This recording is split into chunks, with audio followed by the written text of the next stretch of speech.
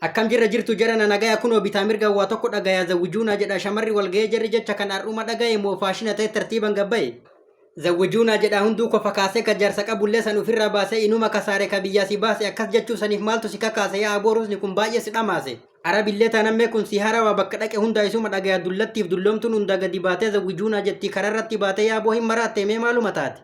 Allah ifta alayka nu isin daganne bakka bu'aa keessa waan bira arganne shamarran manguddoon asirra yaa'ina ka dur jabeeffadhaa kaaniif hin boo'ina. Silaa tokko tokko ka garaa qarxaasaa daa'iman fakkaate dubbii dhudhukaasaa fooloo fi laayikiin manguddoo gayyaafte gostiin salphatte ka biyyaa si baafte ajaa'iba kabsaan ummata dhamaafte.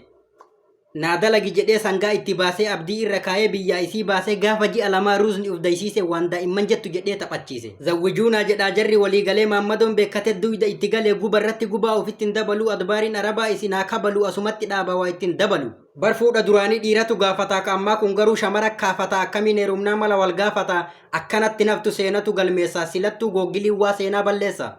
Gaafa akkas jedhee namni isin tuqe korottaa arginaan inni qaatamu ga'e itti argisiisi riyaala ol baasii fedha isaa malee dhukkee irraa kaasi. Mee namni tokkichi shamarran dafaraa gaafa jara tuqan ani hin jarjara boksii fi kaaraatiin amma sirra fiiga gaafa jara tuqan keessa kiyya dhiiga. Maaliin isin gayan haa taphatanii haaraa hessanii ofirraa hizdi yaayatu.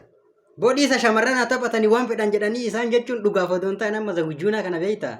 Akkuma qoosaa godhanii taphatanii malee waan biraatii miti. Maaliin isin gayan hizdi yaayatu. Shamarran odoo taphatteen quufin biyyaa baate maaltu si gahe haa taphattu waan feete jette. Allahu akbar.